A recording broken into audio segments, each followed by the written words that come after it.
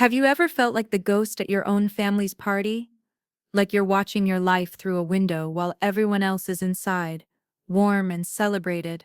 That was my life, every single day, until one reunion changed everything. It all started at the most humiliating Christmas dinner of my life.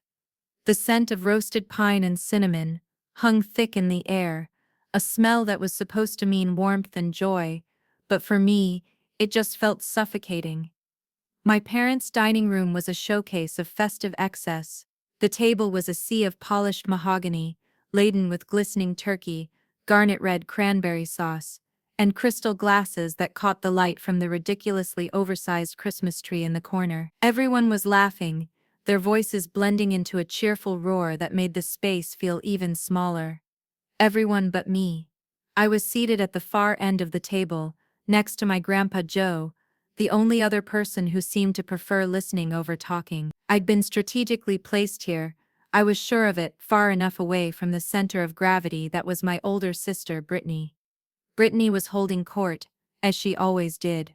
She was radiant, her blonde hair perfectly styled, her red dress clinging to her in a way that screamed expensive. She held up her wrist and a diamond-faced watch caught the light, sending a spray of rainbows across the ceiling. "Todd, you shouldn't have," she gushed, though her voice held no real surprise. My brother-in-law, Todd, a man whose spine seemed to have been surgically removed upon their engagement, just beamed. "Anything for my girl," he said, looking at her with a kind of worshipful awe that always made my stomach clench. "It's to celebrate her promotion," my mother Carol announced to the table, her voice brimming with a pride so fierce it was almost aggressive. "Senior marketing manager, can you believe it, at her age?" My father, Mark, raised his wine glass. "That's our girl," he said, his chest puffed out. "Real ambition. She knows what she wants, and she goes out and gets it. We are so proud." The table erupted in a chorus of congratulations.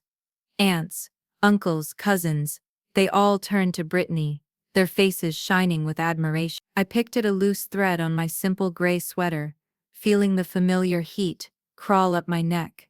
I was the family's shadow, the quiet, unremarkable footnote to Brittany's dazzling success story. Then, as if on cue, the conversation lulled, and the spotlight swung, harsh and unwelcome, in my direction. My mother turned to me, her smile tight and painted on. It was a smile that didn't reach her eyes, a smile I knew meant she was about to say something, that felt like a slap wrapped in concern. "And Jess," she said, her voice a little too loud in the sudden quiet. "What are you up to now? Still at that little bookstore?" Every head at the table swiveled to face me. I felt like a bug under a microscope. I could feel Todd's gaze on me, full of pity, before he quickly looked down at his plate, finding a sudden intense interest in his mashed potato. He was a classic enabler, a man who would rather swallow his own tongue than cause a ripple in Brittany's perfect pond. "I'm still there for now," I said, my voice barely a whisper. I cleared my throat, trying to sound more confident. "I'm figuring some things out, looking at different options." Brittany let out a short, sharp laugh. It wasn't a friendly laugh. It was a sound like breaking glass. "Figuring what out, Jess?" she scoffed, taking a delicate sip of her wine. "How to be a professional loser. You've been figuring things out since you graduated. At some point you just have to accept that this is it for you." A wave of syrupy, uncomfortable laughter rippled around the table. It wasn't genuine amusement. It was the social obligation to agree with the golden child. I felt my face burn, a deep, painful red. My eyes darted to my father, hoping for a lifeline, an ounce of defense. Instead, he leaned forward, his expression a mask of paternal disappointment. "We just worry, honey," he said, his tone condescendingly gentle. "You have no drive, no ambition. Your sister is building an empire and you're shelving books. It's not the life we envisioned for you." They mocked me, they laughed at me, they called me a failure. And they did it all with smiles on their faces, under the twinkling lights of a Christmas tree, as if their cruelty was a gift. The word useless wasn't spoken, but it hung in the air thick and choking. I was a nobody in a room full of somebodies, and they were all my own family. The final blow, the one that cracked the fragile dam holding back my tears, came from my mother. She clapped her hands together, a gesture meant to signal a happy change of topic, but her eyes, when they flicked past me, were cold. Well, on a much brighter note, she announced, your father and I have decided how we want to celebrate our 25th anniversary in 2 years. We're booking the entire Lakeside Vista Resort for a grand family reunion. A weekend to celebrate this family's success. She beamed, her gaze sweeping over Brittany, Todd and her successful siblings, pointedly skipping over me as if I were a piece of furniture. It was a public declaration. This celebration was for the winners, and I had been officially disqualified. I felt as if I'd been physically kicked out, even though I was still sitting there. The ghost at the table. I couldn't take another second of pushing my chair back, the sound scraping loudly against the hardwood floor. I stood up. Excuse me, I mumbled, not looking at anyone. I'm not feeling well. I fled the room, the sound of their renewed chatter following me down the hall. I didn't stop until I was in the cold night air, the crisp winter chill a welcome shock to my burning cheeks. As I fumbled for my car keys, my hands shaking, I heard my father's voice drift from the open dining room window. Don't worry, Carol, he was saying to my mother, his voice low but clear. She's just being dramatic. She'll probably be too embarrassed to even show up to the reunion. That was it. That was the moment something inside me snapped. The humiliation curdled into a hard, cold knot in my stomach. It wasn't sadness anymore. It was rage. A quiet, deep, and patient rage. They thought I was a failure. They thought I was ambitionless. They had no idea who I was. But they would. In 2 years they would. The days after that Christmas dinner bled into a gray, featureless smear of shame and despair. I was living at rock bottom, and the view was bleak. My tiny apartment, with its peeling paint and perpetually dripping faucet, felt less like a home and more like a physical manifestation of my family's opinion of me. Their words, loser, failure, no ambition, were a constant toxic hum in my mind, a background track to the mundane rhythm of my life. I was working 2 jobs. By day, I was the quiet girl at the bookstore my mother so despised. The scent of old paper and dust, a small comfort. By night, I was slinging coffee at a 24-hour diner, my feet aching and my clothes smelling of burnt coffee and grease. The combined income barely covered my rent and bills, leaving me with a perpetual knot of financial anxiety in my chest. My life was a hamster wheel of exhaustion and quiet desperation. One Tuesday evening, after a particularly grueling double shift, I was slumped on my lumpy sofa, scrolling through job sites on my phone. Corporate assistant, marketing coordinator, sales associate. Each listing felt like a door to a world I wasn't equipped to enter, a world that belonged to people like Brittany. Hopelessness was a heavy blanket, threatening to smother the last embers of my spirit. Then my phone buzzed, vibrating against the worn-out cushion. The screen read, Grandpa Joe. My finger hovered over the ignore button. I didn't have the energy to rehash the dinner, to explain the humiliation, but something made me answer. Hello? I said, my voice rough with fatigue. Jess? His voice came through, gravelly and direct. He didn't waste time with pleasantries. You sound tired. I'm fine, Grandpa. He let out a short, gruff sigh. No, you're not. And that's okay. I heard what happened at the dinner. Of course he had. He saw everything. Listen to me. They use words like ambition because it's all they understand. It's a shallow word for a shallow way of looking at the world. They see a fancy car, a big title. I see a weak foundation, propped up by ego. I was silent, the truth of his words a small, comforting balm on my wounded pride. They've got it all wrong, kid, he continued. Ambition isn't loud. Real ambition, the kind that lasts, is quiet. It's forged in discipline. I see that in you. He paused. "Can you come over? I want to show you something." An hour later, I was pulling his old, beat-up truck, which he'd insisted on lending me years ago, when my first car died, into the driveway of his small, immaculately neat house. The place was a shrine to a life of order and purpose. The lawn was perfectly edged, the porch swept clean.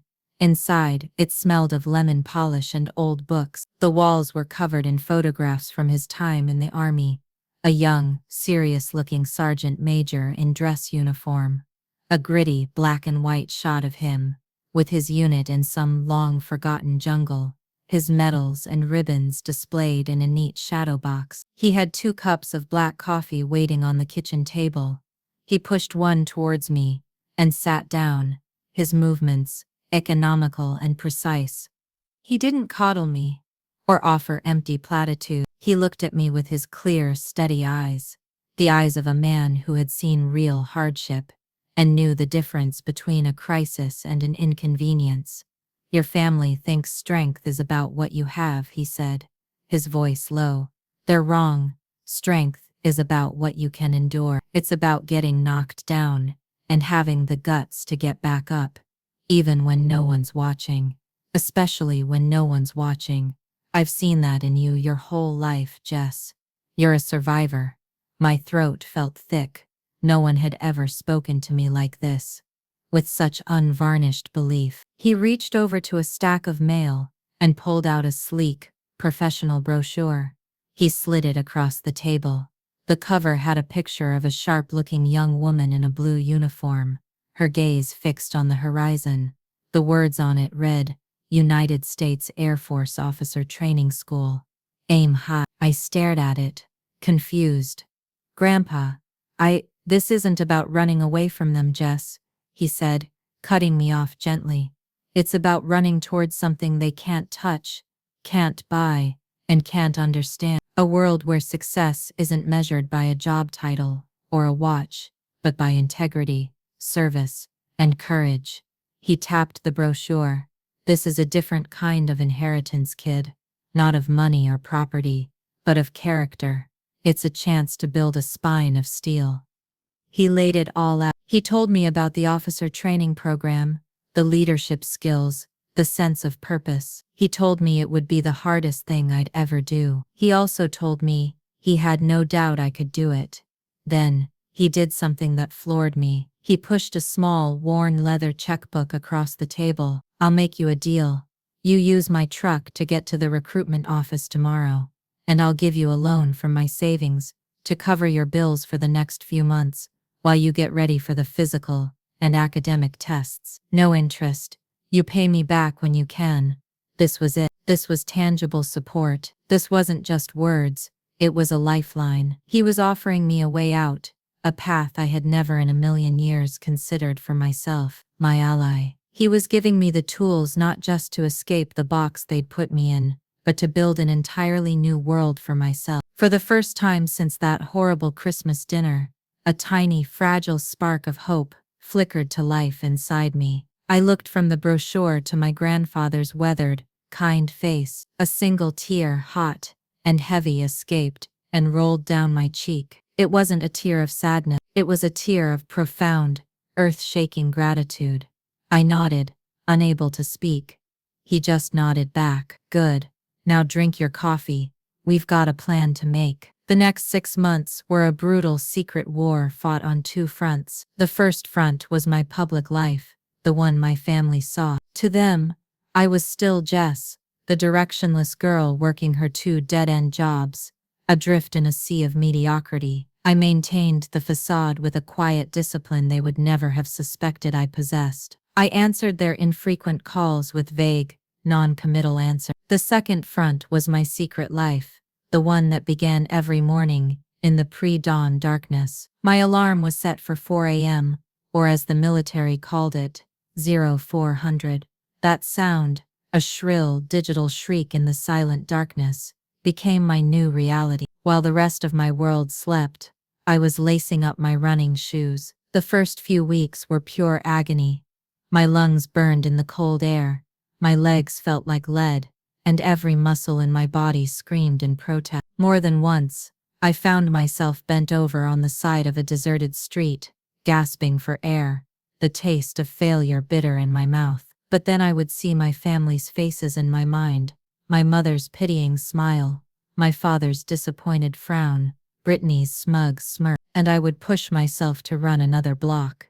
This was the tangible struggle, the daily grind, that was slowly reforging me. I lived a double life. At the bookstore, I'd spend my 30-minute lunch break in the dusty stockroom, not eating, but cramming for the Air Force officer qualifying test. I had books on mathematics, verbal analogies, and spatial reasoning propped up against boxes of unsold novels. My brain, which my family seemed to think had atrophied from disuse, slowly came alive, soaking up the information with a hunger I hadn't felt since college. My nights were spent not in front of the TV, but on the floor of my tiny living room, following a grueling strength training regimen Grandpa Joe had helped me find. Push-ups until my arms trembled, sit-ups until my abs were on fire, squats until my legs felt like jelly. There were days I was so exhausted I'd fall asleep on the floor, waking up stiff and sore hours later. The loneliness was a physical presence,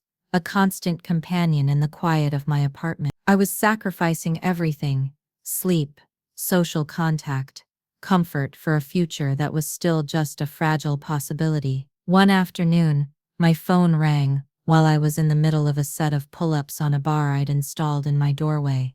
It was my mother. I dropped to the floor, my heart pounding, and tried to make my voice sound casual. Hi, Mom. Jessica, hi. I was just calling to see what you were up to, she said, her voice bright and breezy. She didn't wait for an answer. Brittany just got the most fabulous new patio furniture. It's a wrought iron set, with these lovely blue cushions. We were over there yesterday, helping her set it up. Her backyard looks like something out of a magazine. She's hosting a garden party next month. You should really see what she's done with the place. She talked for 10 solid minutes about Brittany, Brittany's furniture, Brittany's party, Brittany's success. It was a monologue of comparison, a subtle reminder of the chasm between her two daughters. Finally, she seemed to remember who she had called. So anyway, she said, her tone shifting to one of obligation. What are you doing? I looked around my Spartan apartment, at the stack of study guides on my coffee table, and the sweat dripping onto my worn-out t-shirt. Working hard, I said simply. A heavy sigh came through the phone, loaded with all the disappointment she couldn't put into words. Well, that's good, dear. Try not to overdo it. The call ended, leaving a bitter taste in my mouth. But the disappointment in her ruse was no longer a wound. It was fuel. This secrecy, this double life, it was my shield. Their ignorance was my strength. They couldn't mock what they didn't know. They couldn't belittle a victory they couldn't see. Weeks turned into months. I grew leaner, stronger. The 5-mile run that once seemed impossible became my warm-up. The practice tests I used to fail, I now passed with flying colors. The day I walked into the recruitment office to take the official AFOQT, my hands were steady. I walked out 3 hours later, feeling a quiet sense of confidence I hadn't known I was capable of. The acceptance letter arrived on a rainy Tuesday. It was a simple, official-looking envelope from the Department of the Air Force. My hands trembled as I tore it open. My eyes scanned the page, past the jargon and official letterhead, to the words I had fought so hard for. We are pleased to inform you of your selection for officer training school.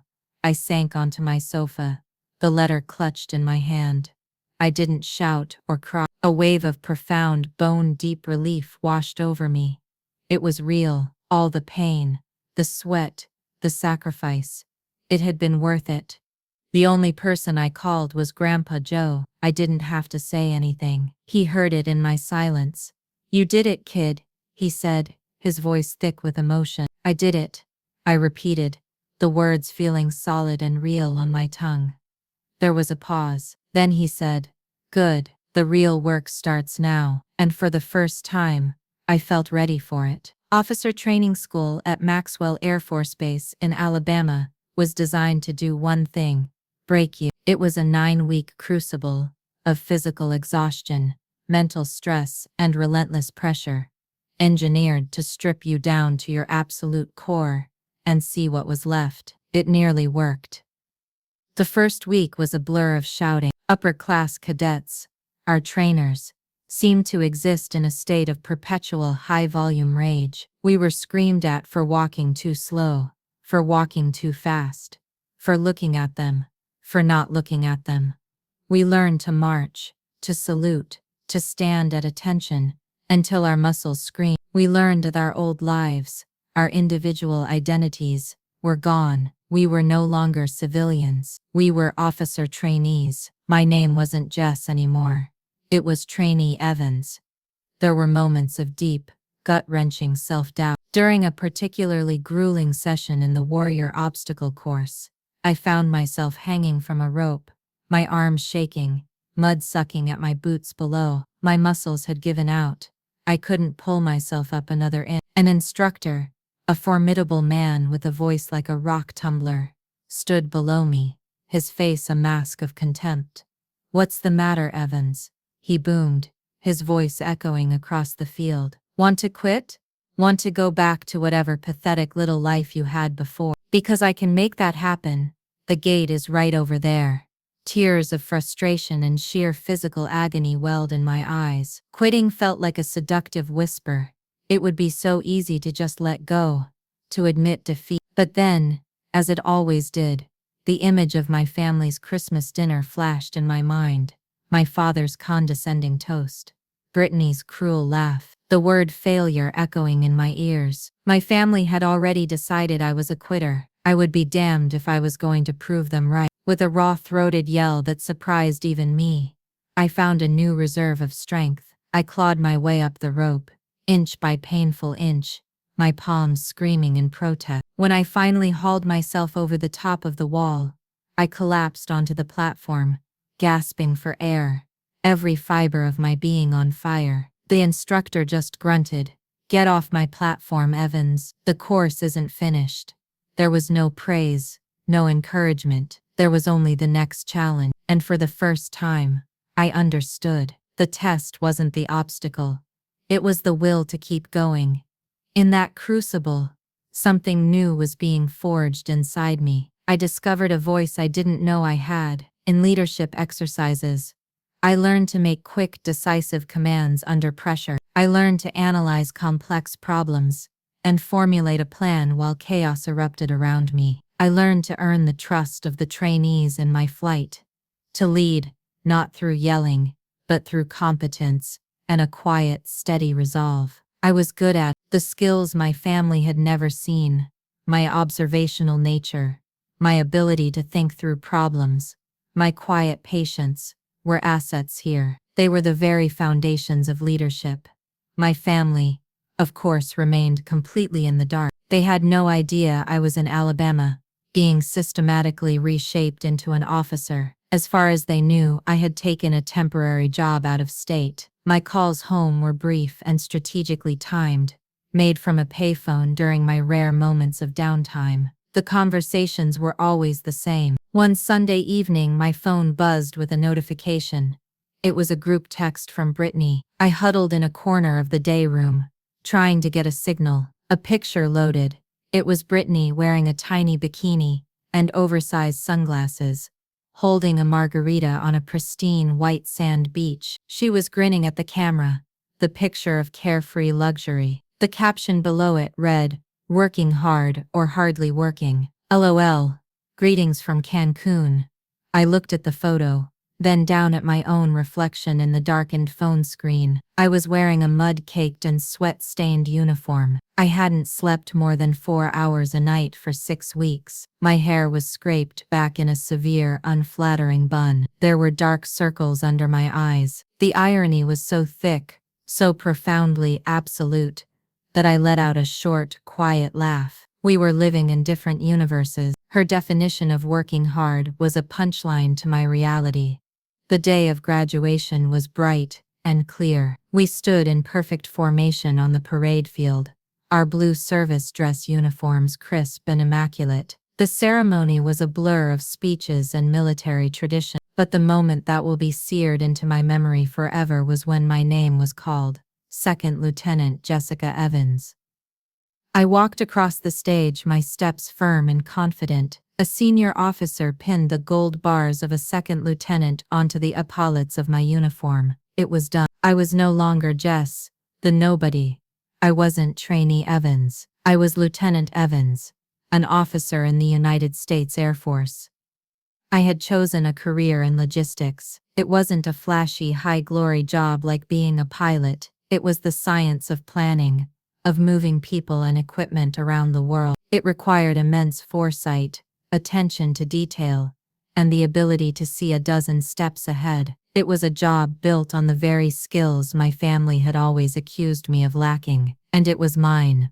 The next year and a half passed in a whirlwind of duty and discipline. The quiet, aimless girl who worked at the bookstore was a ghost, a distant memory of a person I no longer was. My life was now one of structure, purpose, and immense responsibility.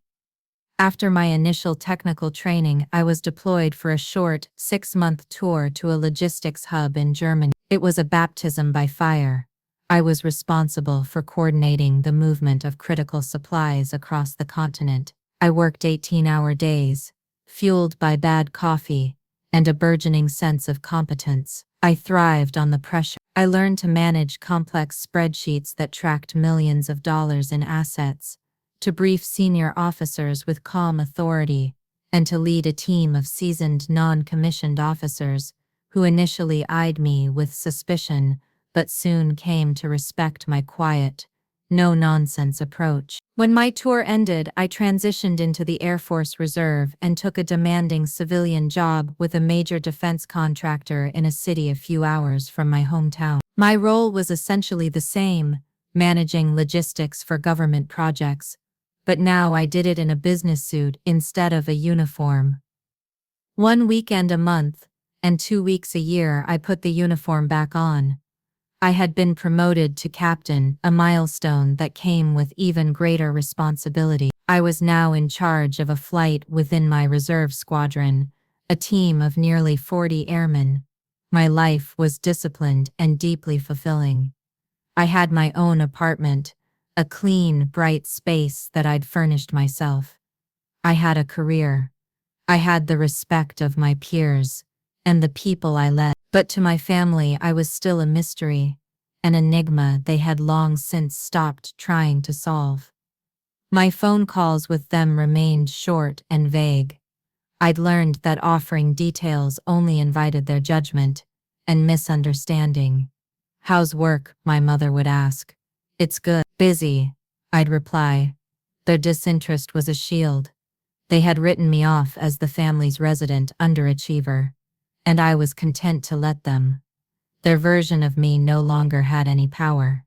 The quiet, secret power shift became startlingly clear one Saturday morning. I was at my kitchen table, reviewing training schedules for my upcoming reserve weekend, when my phone rang. The caller ID showed Todd. My brother-in-law never called me. I answered, a little wary.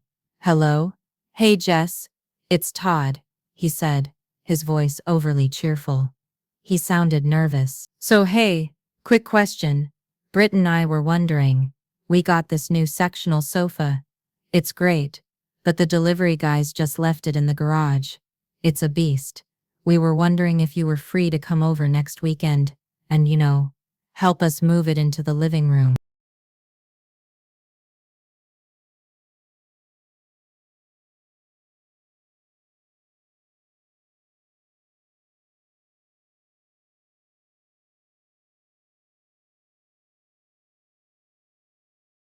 The request was so typical, so steeped in their perception of me, that I almost laughed. They saw me as the person with no plans, no commitments, no life of her own. The default family helper.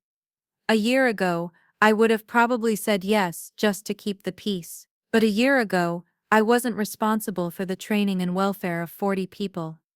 "Sorry, Todd. I can't," I said, my voice calm and even. "I have to work next weekend." "Oh right, the bookstore," he asked, his tone implying that surely I could get a shift covered. No, I said, not elaborating. I'm responsible for about 40 people this weekend. It's a mandatory event that I'm leading. There was a long, confused silence on the other end of the line. I could almost hear the gears turning in his head, trying to reconcile the image of his unambitious sister-in-law with the words I'd just said. 40 people? Leading? It didn't compute. Oh, he finally said, his voice flat. Okay, so, a work thing, he asked, lamely, searching for a familiar box to put me in. A small smile touched my lips. The power dynamic had irrevocably shifted, but only I was fully aware of the new landscape. They were still playing by the old rules, on an old map. You could say that, I replied. Right, well, okay then. I'll let Britt know. He sounded flustered, as if I had just denied him something he was entitled to. We hung up, and I was left in the quiet of my apartment, a profound sense of peace settling over me. This was the culmination of my secret transformation. I hadn't needed a confrontation. I hadn't needed to announce my accomplishments. The change was simply a fact, an undeniable truth that was beginning to ripple outwards, whether they understood it or not. I wasn't the person they thought I was, and the foundation of their judgment was beginning to crack. They just didn't know how deep the fissures went. Not yet. It arrived on a Thursday afternoon, nestled between a stack of bills and a furniture catalog. The envelope was thick, creamy cardstock, my name and address written in an elegant looping calligraphy. I knew what it was before I even opened it. The return address was my parents' house. With a sense of dread, I slit the envelope open. Inside, an embossed invitation gleamed under my kitchen light. Mark and Carol Evans request the pleasure of your company to celebrate their 25th wedding anniversary and family reunion at the Lakeside Vista Resort. The date was set for a month from now. This was it. The event my mother had announced with such pointed fanfare at that god-awful Christmas dinner 2 years ago. The celebration of this family's success. A monument to everything I supposedly was not. My first visceral instinct was to walk over to the trash can and toss it in. Why would I willingly walk back into that fire? Why would I subject myself to their judgment, to Brittany's smugness, to the pitying looks and condescending questions? I had built a new life, a world they couldn't touch. Going to this reunion felt like a regression, a voluntary return to a prison I had worked so hard to escape. I let the invitation drop onto the counter, the heavy cardstock making a soft thud. I had nothing to prove to them. Their approval was a currency I no longer valued. I had my own life, my own career, my own sense of self-worth, forged in mud and sweat and sleepless nights. I didn't need their validation. And yet, a part of me hesitated. Avoiding them felt like running.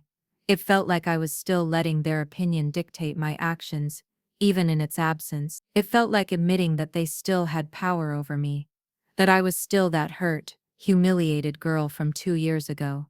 Was I?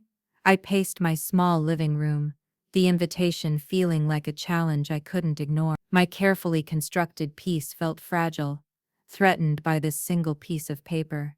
Finally, I did the only thing that made sense.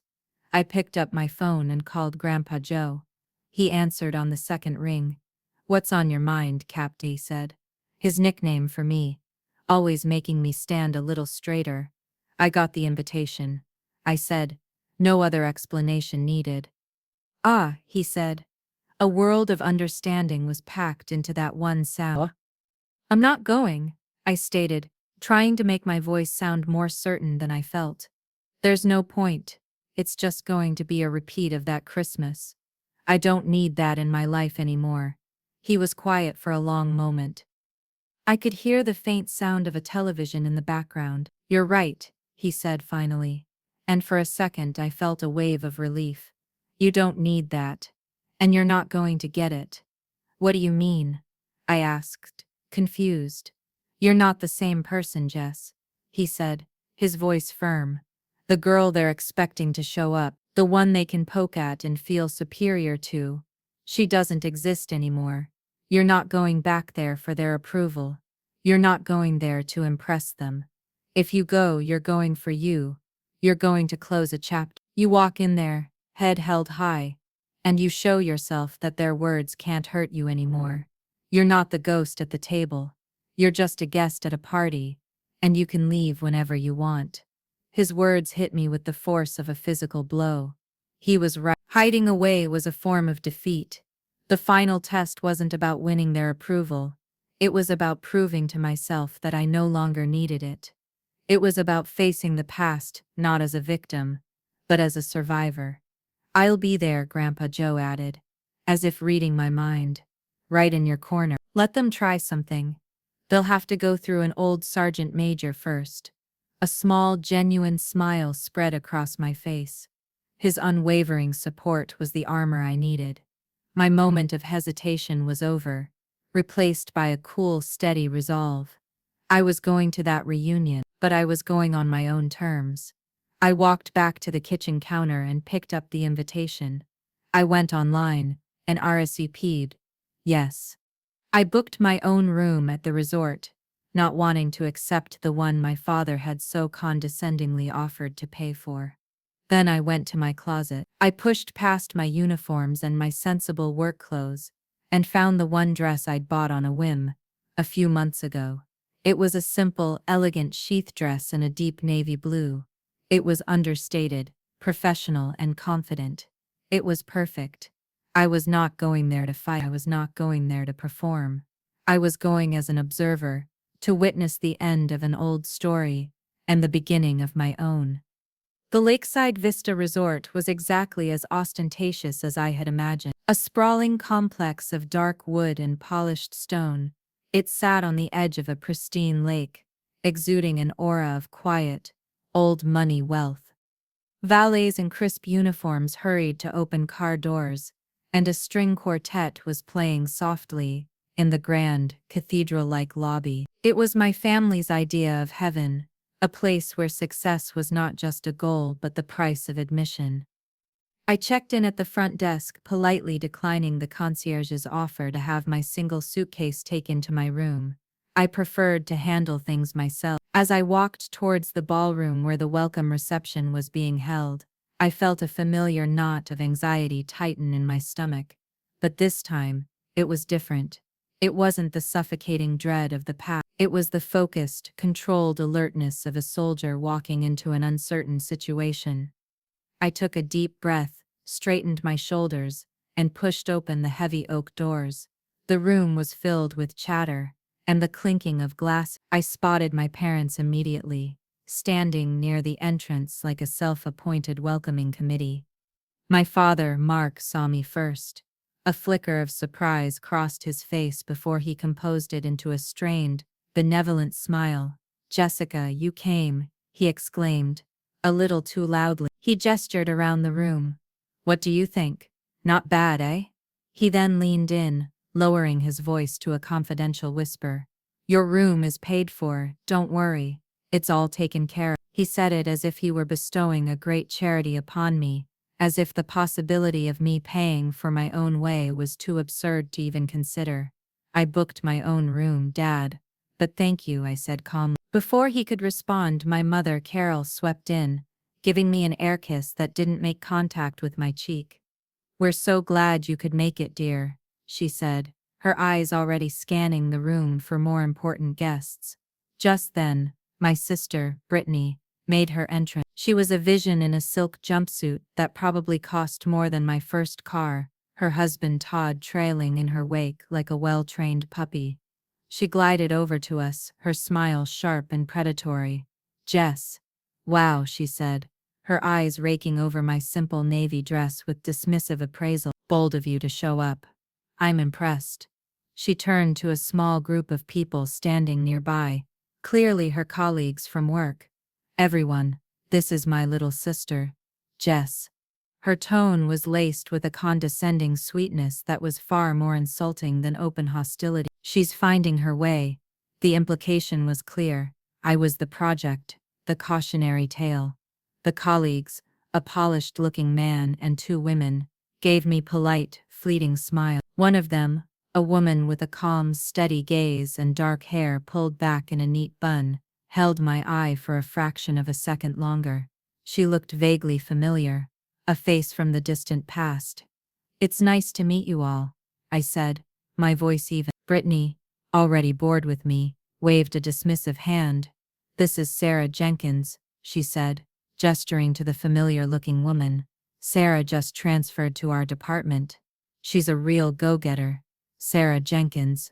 The name clicked. We had been in the same homeroom in high school. She hadn't been in my circle of friends, but I remembered her as being quiet, smart, and serious. She gave me a small, polite smile. "It's nice to see you again, Jess." Her gaze was neutral, professional. She was the perfect, neutral observer, a blank slate. For the next hour, I drifted through the cocktail reception, a quiet island in a sea of my family's self-congratulation. I nursed a glass of sparkling water, observing. The old insults and narratives were being rehashed for a new audience. My Uncle Robert clapped my father on the back, loudly proclaiming how proud he was of what Mark and Carol had built, gesturing to Brittany as if she were a prize-winning racehorse. My Aunt Clara cornered me by the appetizers, asking me in a hushed, pitying tone if I was still single. I saw Todd, the enabler, standing awkwardly by the bar, shifting his weight from foot to foot. He caught my eye once and gave me a weak, apologetic shrug before Brittany summoned him with a sharp flick of her wrist. He scurried over, his posture immediately becoming more subservient. He was trapped, and he knew it, but he had long since chosen the comfort of his gilded cage over the difficulty of standing up for what was right. Throughout it all, I remained calm. The words that once felt like tiny, sharp knives now glanced off in invisible armor. Their world, with its frantic focus on money, status, and appearances, felt alien to me. It was like watching a play. I saw the characters, I understood their motivations, but I was no longer emotionally invested in the drama. I found Grandpa Joe by a window overlooking the lake. He was dressed in a simple tweed jacket, looking completely unimpressed by the surrounding opulence. He handed me a gingerbread cookie from a nearby platter. "Holding up, Captain?" he asked quietly. "I'm fine, Grandpa," I said, and I was surprised to find that I meant it. "It's just noise." He nodded, a proud glint in his eye. "That's because you know what silence sounds like. They don't. It terrifies them." He was right. Their constant chatter, their boasting, their laughter. It was all a frantic effort to drown out the quiet, terrifying possibility that they were not as important as they pretended to be. My silence, my simple presence, was a threat to their carefully constructed reality. The calm before the storm was about to end. I could feel it. The main dinner was about to begin, and I knew my father wouldn't be able to resist the urge to make me the centerpiece of his family sermon. The transition from the cocktail reception to the main dinner was seamless and grand. We were ushered into a magnificent dining hall with floor-to-ceiling windows that offered a panoramic view of the moonlit lake.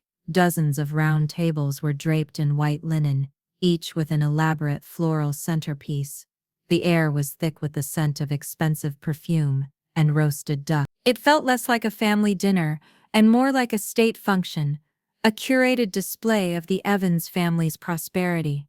I found my name on a small calligraphed card at a table near the back, wedged between a distant cousin I hadn't seen in a decade and an empty chair. Grandpa Joe was seated at a different table closer to the front, with my mother's siblings.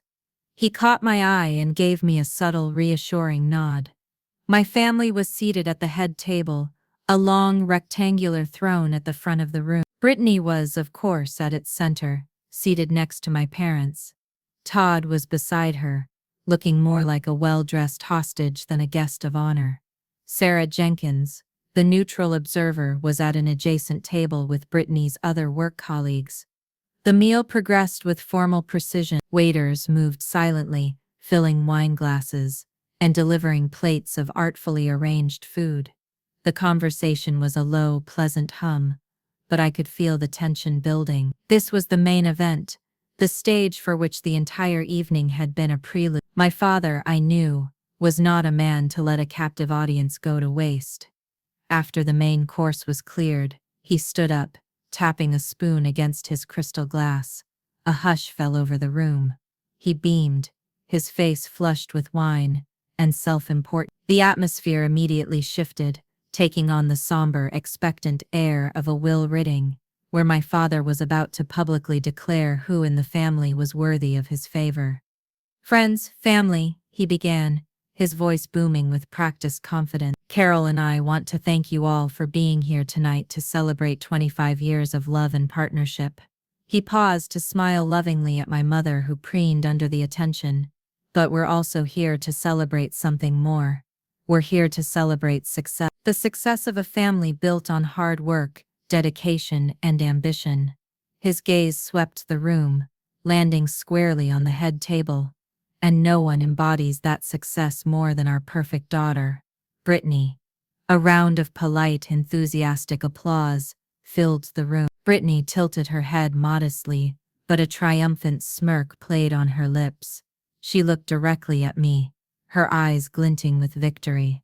This was her coronation, and my presence was required to highlight her glory. "She's a leader, a go-getter, a woman who is taking the world by storm," my father continued, his voice swelling with pride. "We couldn't be prouder." To Brittany, the room echoed. Glasses were raised. I took a sip my water, my expression carefully neutral. I could feel the eyes of my relatives on me, checking for my reaction, waiting for a crack in my composure. Then my father's expression shifted. He put on a look of magnanimous, fatherly wisdom. His eyes found me in the back of the room, and he gave me a smug, knowing smile. "Here it comes," I thought. "The public execution." "And," he said, his voice dropping slightly, drawing the audience in, "I want to propose one more toast. To my other daughter, Jessica." A wave of uncomfortable murmuring rippled through the guests who didn't know me. My name hung in the air. A question mark. "Now Jess hasn't taken the same conventional path as her sister," he said, the word conventional dripping with condescension. "But she's taught us a valuable lesson. She's taught us that it's okay to not have ambition." The insult was so masterfully delivered, wrapped in the guise of a compliment, that for a moment, the room was silent. Then, a few nervous chuckles broke out from the family members who understood the subtext. "It takes all kinds to make the world go round," my father concluded with a grand, sweeping gesture. "Even the ones who are content to just watch it go by. So let's raise a glass to Jess, for reminding us all to slow down." This time, the laughter was more open. It was the sound of a shared joke at my expense. It was the Christmas dinner all over again, but magnified, amplified, and performed for an audience of 100 people. I felt my face flush, a hot tide of humiliation washing over me.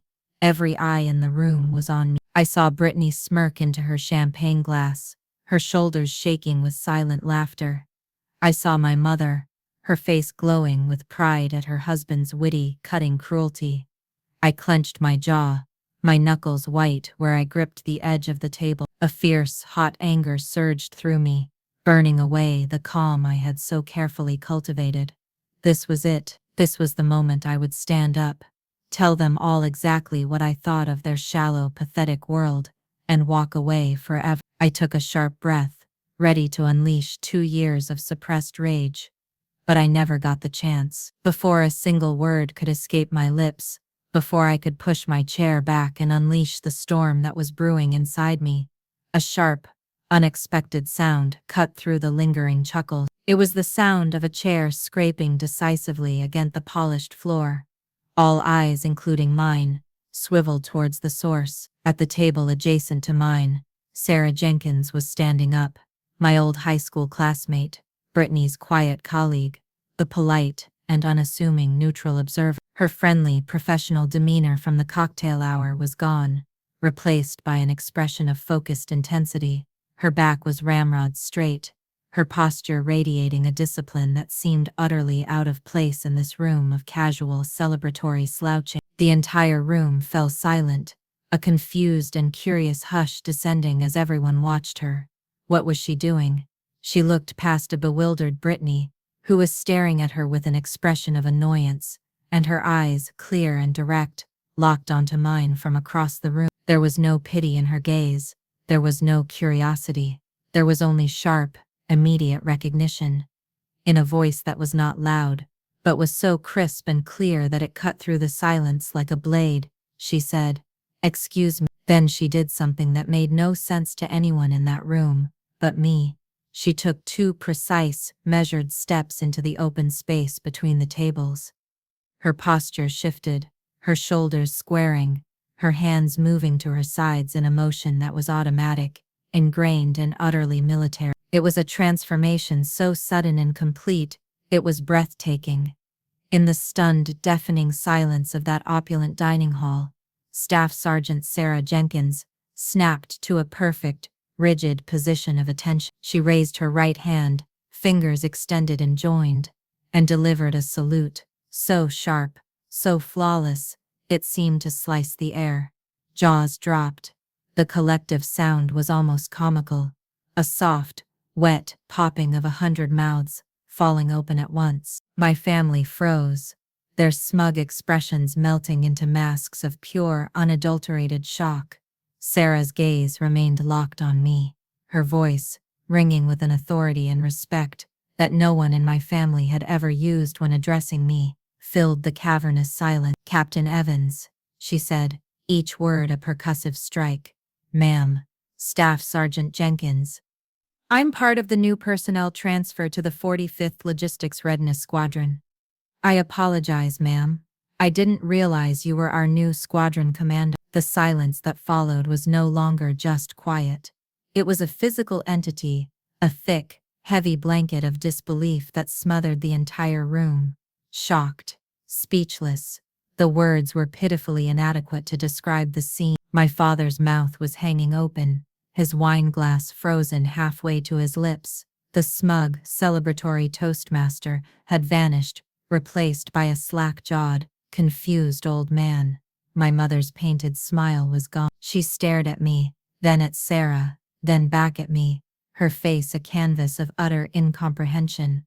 And Brittany, my sister, the golden child, the center of their universe, had turned pale. The vibrant, confident color had drained from her face, leaving behind a pasty, sickly white. The champagne glass in her hand trembled so violently that a small amount of liquid sloshed over the rim, unnoticed. Her eyes, wide and terrified, were fixed on me, but she wasn't seeing her failure of a sister anymore. She was seeing a stranger, a person of authority, a commander. The power in the room had not just shifted, it had been utterly annihilated, pulverized, and then reformed around me with the force of a controlled detonation. The major twist hadn't come from a dramatic speech or a well-timed comeback from me. It had been delivered by the most unexpected source imaginable, the quiet, neutral observer, who, with a single gesture and 2 words, "Captain" and "Ma'am," had validated a reality my family couldn't even conceive of. Her professional deference was more powerful than any argument I could have ever made. It was not an opinion, it was a fact, presented with the undeniable force of military protocol. The ripple effect was immediate and devastating. The guests, who moments before had been laughing at my expense, were now staring at my father, my mother, and my sister. Their expressions were no longer amused. They were a mixture of confusion, dawning, understanding, and a delicious hint of second-hand embarrassment for my family's spectacular public misjudgment. I looked at Sarah, who was still holding her salute, her expression unwavering. Then I looked at my family, shattered and speechless at their throne-like table, and for the first time in 2 years, I felt the last, tight knot of humiliation in my chest finally, completely, and blessedly dissolve. The tableau of shock held for a few eternal seconds before the scene exploded, not in noise, but in a series of silent, damning actions. The supporting cast of my life, the people who had played their designated roles for so long, suddenly broke character. First, Grandpa Joe, who had been sitting quietly at his table, a silent witness to my humiliation, now pushed his chair back. A huge, proud, magnificent grin split his weathered face. He stood up, and the simple act seemed to draw all the true authority in the room to him. He walked over to my table, his steps steady and purposeful, and placed a firm, warm hand on my shoulder. He didn't look at me, he looked out at the room, at my stunned family, and his voice, laced with a lifetime of earned respect, boomed into the silence. "That's my girl." It wasn't a defense. It was a declaration. His public, unwavering pride was the final nail in the coffin of my family's narrative. It cemented the reality of the situation for everyone present. Next, Todd, my brother-in-law, had been frozen, his fork halfway to his mouth. Now, he slowly lowered it, the clink against his plate unnaturally loud. He looked at me, his eyes wide with a dawning, horrified understanding. Then, he turned his gaze to his wife, Brittany. He looked at her pale, shocked face, at her trembling hand, and for the first time, it was clear he wasn't seeing the glamorous, successful woman he adored. He was seeing the cruel, hollow person she truly was. He was seeing the rot in the family he had married into. Without a single word, he pushed his chair back, stood up, and walked away from the head table. He didn't storm out of the room. He just walked calmly to the exit and disappeared, leaving Brittany utterly and completely alone in her public disgrace. His silent departure was a more profound condemnation than any shout could have been. Finally, Sarah Jenkins remained perfectly at attention, her gaze fixed on me with unwavering professional respect. Her very presence, her rigid posture was a living testament to my true status. Her reaction had been the catalyst, and now her continued discipline was the undeniable proof that validated my position to every single person in that ballroom. Her action created a ripple effect of murmurs that finally broke the silence. The guests weren't looking at me anymore. They were staring at my family, their whispers a rising tide of judgment. They were no longer looking at the Evanses with admiration. They were looking at them with a mixture of pity and contempt. My father finally found his voice, but it was a weak, stammering shadow of his earlier boom. Jessica, he stammered, his eyes pleading. "This is a joke, right? A prank you two cooked up?" I finally turned my full attention to him. The anger was gone, replaced by a vast, calm emptiness. I looked at this man, who had caused me so much pain, and I felt nothing but a distant sort of pity. My voice, when I spoke, was steady and clear.